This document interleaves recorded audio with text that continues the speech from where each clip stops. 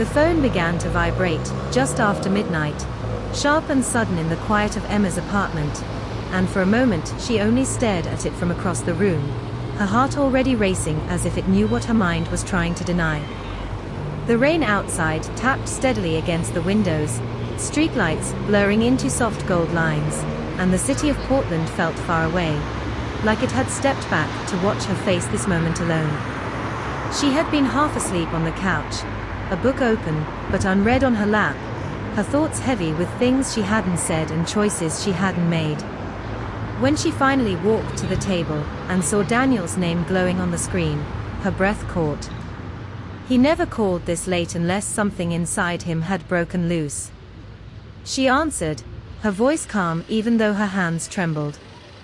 His voice came through low and tired, familiar in a way that pulled memories from places she kept locked. He said he was sorry for calling so late, but she told him it was fine, even though it wasn't, because nothing about hearing him was ever simple.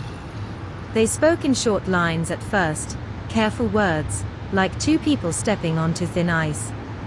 Daniel asked how she was, and she said she was okay, which was not a lie, but not the whole truth either. He said he had been driving, unable to sleep, thinking too much, and Emma knew exactly what that meant, because she had lived inside that same restless space for months. As he talked, her eyes moved around the apartment, the quiet kitchen, the empty chair, the life she had built that still felt unfinished, and she realized how much of it still held his shadow. He didn't say why he called right away, but his silence said enough. There were things between them that had never ended cleanly, feelings that had been paused instead of resolved. Emma leaned against the counter, the cool surface grounding her as Daniel finally admitted he missed her voice, that some nights it felt like she was the only person who had ever truly known him. The words landed softly but deep, stirring a mix of warmth and ache in her chest. She wanted to tell him to stop, to protect the fragile balance she had been trying to keep, but part of her needed to hear it too. As the rain grew heavier outside, the call stretched on, moving faster now, as if time itself was pushing them forward. Daniel mentioned a memory, something small, almost ordinary, and it unlocked a rush of emotion Emma hadn't prepared for. She felt the pull of the past, strong and undeniable, and with it came guilt, because only hours earlier she had been laughing with Michael, feeling a different kind of closeness, one built on hope instead of history. Standing there in the dim kitchen, phone pressed to her ear, Emma understood that this call was not an accident. It was a crossing point. Daniel wasn't just calling to talk, he was reaching for something unfinished, and she was the one who had to decide how much of herself she could still give. When he asked if they could meet, just to talk, Emma closed her eyes. The city outside kept moving, the rain kept falling, and the night kept deepening, but inside her everything paused. She said yes, knowing that one word had shifted the direction of her life, and as the call ended, she stood alone in the quiet, aware that this night had only just begun, and that by morning, nothing would feel the same. Earlier that same evening, before the rain grew heavy and before Daniel's name lit up her phone, Emma had been walking along a quiet street in Vancouver beside Michael, the air cold and clean, the city lights reflecting softly on wet pavement. The pace of the night had felt gentle but sure, like something moving forward without asking permission. They talked easily, skipping over small talk and landing on things that mattered, work, family, hopes that still felt possible. Michael listened in a way that made Emma feel seen, not examined, and when he spoke, his words were clear and steady, never rushed, never careless. She noticed small things about him as they walked, how he matched her pace, how he smiled when she laughed, how silence between them felt comfortable instead of tense. They stopped at a corner cafe, still open despite the hour, and shared warm drinks while the world outside slowed down. Michael asked her about Portland, about what she loved and what she wanted to change, and Emma answered honestly, surprising herself with how easy it felt. There was no weight of old mistakes in his questions, no quiet demand to explain the past. When they stepped back outside, the street was nearly empty, and the moment felt fragile, like it needed care. Michael spoke then, his voice low but sure, telling her he liked her, not in a grand way, but in a way that felt real and thoughtful. He said he felt something growing and wanted to know if she did too. Emma's heart beat faster, not from fear, but from the truth pressing close. She did feel it, the pull toward something calm and new, something that promised peace instead of chaos. Yet even as she nodded, part of her mind drifted, touching a memory she hadn't fully released. Michael seemed to sense her pause and didn't push. Instead, he told her he valued honesty more than certainty, that he understood life was complicated, and that all he asked was for the truth when the time came. They reached her door, and the night felt sharper there, the choice closer. Emma thanked him for the evening, meaning more than just the words, and Michael smiled, a quiet smile filled with trust. He didn't ask for promises. He didn't ask for answers. He simply said goodnight and walked away, leaving Emma standing alone with her thoughts. As she went inside, she felt the warmth of what they shared settle into her chest, steady and hopeful, but beneath it stirred a familiar ache, the kind that came from unfinished stories. She sat on the edge of her bed, replaying the night, aware that something real had started, something worth protecting. At the same time, she felt the weight of a truth she hadn't yet spoken, knowing it would have to surface soon. The room was quiet, but her mind moved fast, measuring what was safe against what was true. She didn't know then that the phone would ring hours later, but she knew one thing clearly as she turned off the light. Whatever came next, she could no longer live in between. Emma reached the diner just after 2 in the morning, the neon sign buzzing softly above the door as rain darkened the empty street. And when she stepped inside, the warmth and smell of coffee wrapped around her, grounding her nerves just enough to keep her moving. Daniel was already there, sitting in a booth near the window, hands folded, eyes lifting the moment he saw her, and in that instant the years between them collapsed into something fragile and close. They didn't waste time on small talk, the night pushed them forward.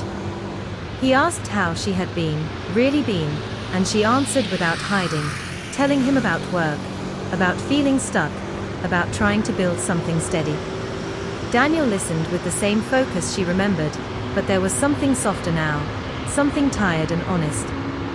He spoke about his own life, the changes, the mistakes, the nights that felt too quiet, and his words came fast, like he had been holding them in for too long. Emma noticed the lines on his face, the way his smile faded quickly, and she understood that time had shaped him in ways love alone never could.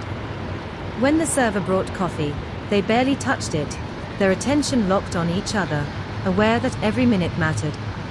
Daniel finally said what sat between them, not dramatically, not loudly, but with care, telling her he had never stopped loving her, that no matter how far he went, part of him stayed behind with her.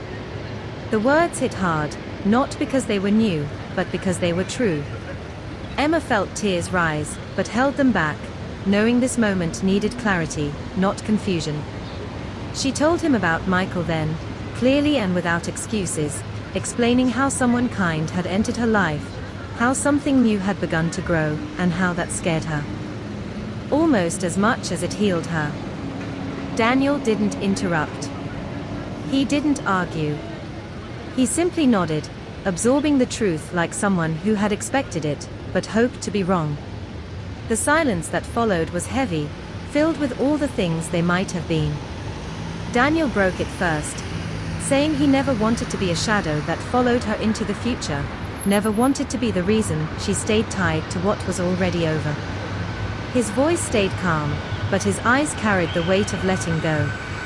Emma reached across the table, resting her hand near his, not touching, just close enough to say she cared, and she thanked him for loving her in a way that allowed honesty.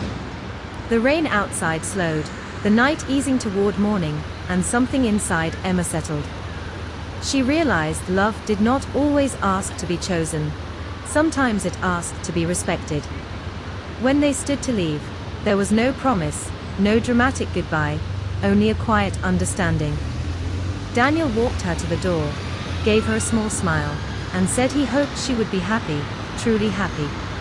Emma stepped back into the night alone, the cool air filling her lungs, and as she walked away, she felt the ache of loss and the calm of release move together inside her, knowing this meeting had closed one chapter even as it pushed her toward another.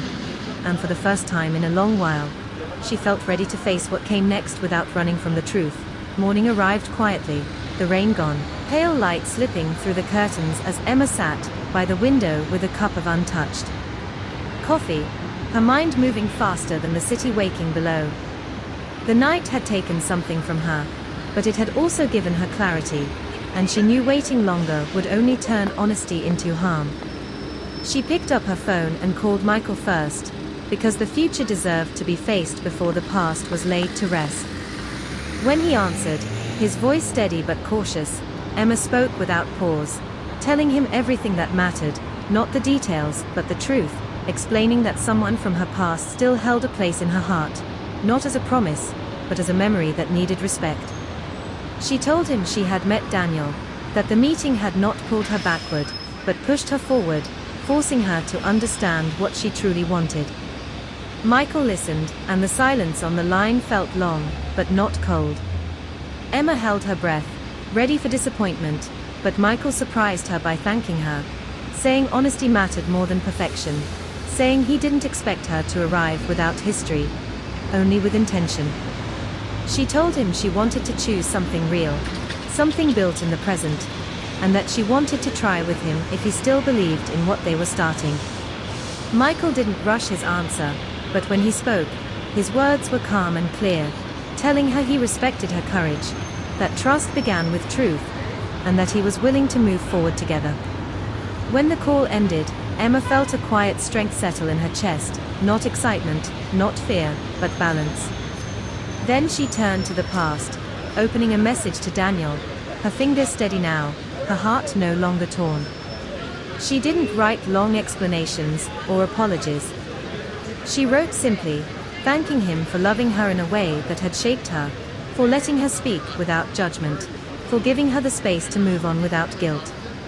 She told him he would always be part of her story, but not the chapter she lived in anymore. She pressed send and felt the final thread loosen. The rest of the morning passed quickly as the city filled with sound, cars moving, people starting their day, and Emma felt herself rejoin the world instead of watching it from the side.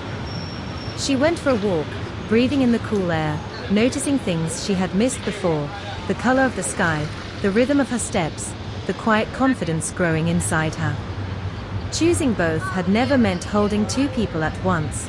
It meant choosing truth without denying love, honoring the past without letting it rule the future. That night had taught her that love could take many forms, that some stayed and some released, and both could be right. When evening came, Michael called again, not to talk about decisions, but about small things, and Emma smiled, feeling present in a way she hadn't in a long time.